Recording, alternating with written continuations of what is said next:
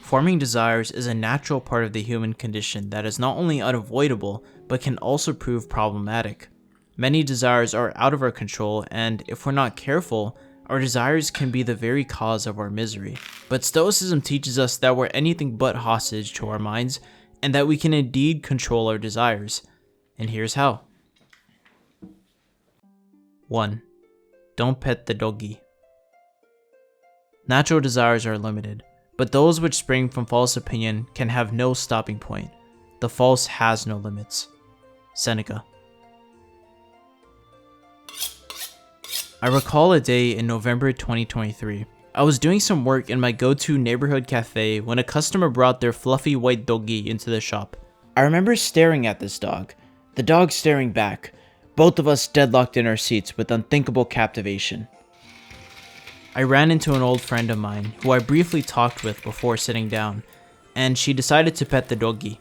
I can't blame her, I mean, who wouldn't? But for some reason, I decided to suppress my desire.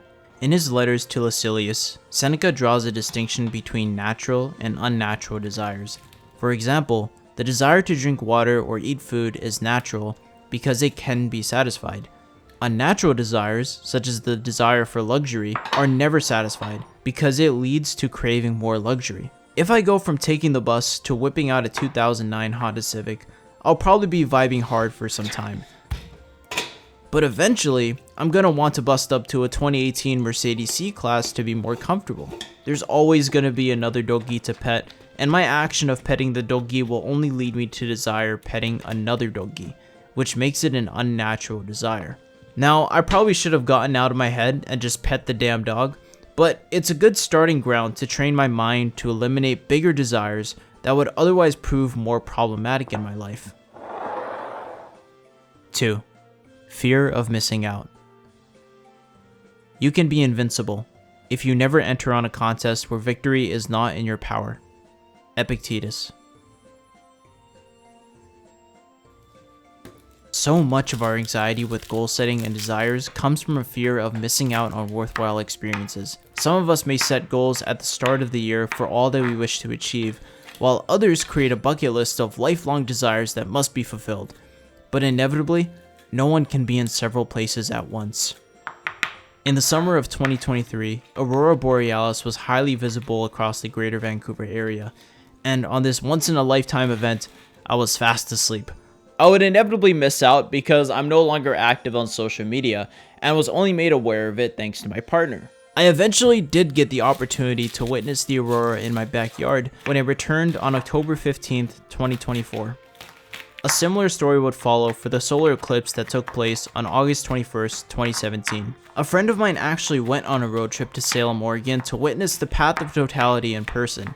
I myself bore witness to nothing back home, not even the partial eclipse, cause I didn't possess a pair of eclipse glasses. Notice that in each of these cases, my mind is creating an imaginary problem by forming desires. But there's only so much I can do, so much I can experience in my life. So, to remove this anxiety, Epictetus advises us to avoid forming desires that are unfeasible to fulfill. In this way, we can let go, knowing that our current desires are achievable and satiable. By virtue of being human, we all have innate desires to experience all that we wish, but as Marcus Aurelius advises, we should consider the transient nature of these desires, which will allow us to let go much easier. After all, a plan is just a list of things that can go wrong. 3. Zero free will. I don't choose my desires, I only feel them and act accordingly. Yuval Noah Harari. In contrast to all that I've said so far, there's a case to be made that the suppression of desire is futile at best, since we have zero control over our desires. In Homo Deus, A Brief History of Tomorrow, Yuval Noah Harari makes the case that we in fact don't have true free will, but rather that all our choices and desires are the result of neural events that happen in the brain that we're not conscious of. He states that we can indeed decide to act upon desires that arise, but we don't control what we choose to desire to begin with. Why do I feel like petting the doggy instead of ignoring it? Why do I choose to read a book today instead of playing video games? Why did I eat my dietary meal prep today instead of getting takeout?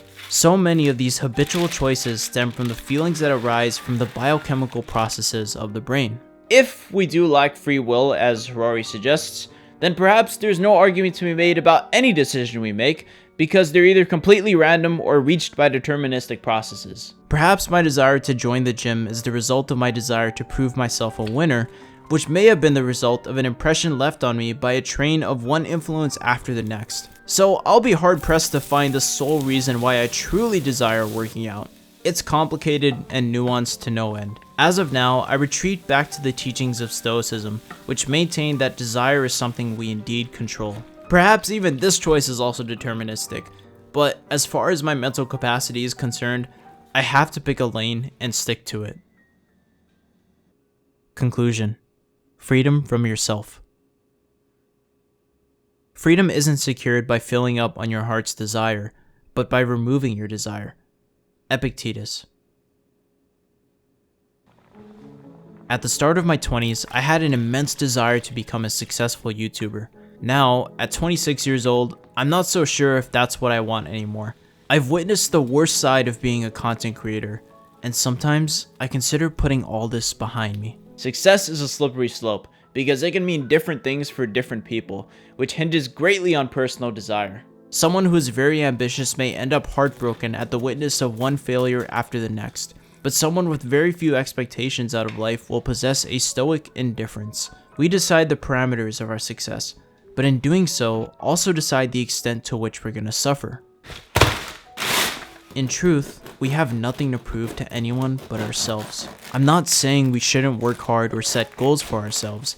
Gratefully, I'm someone who quite enjoys hard work. I'll find a way to secure my bag no matter what, but I may very well end up living happier, carrying less of a desire to become this grand online figure. I don't think I'll quit making videos altogether, but I sometimes imagine an alternate life without these digital distractions. Clarity comes with age, with trial and error. Desires narrow as we get older, and by the time we reach our 30s, it becomes much more obvious what type of life we want to live. However, I do have a principal desire that I cannot fail, and that is, in the words of William B. Irving, to avoid misliving my life. To move with such purpose that each step I take is unparalleled and unquestionable in confidence. I can only hope that I know what's good for me, but eventually, I'll figure it out.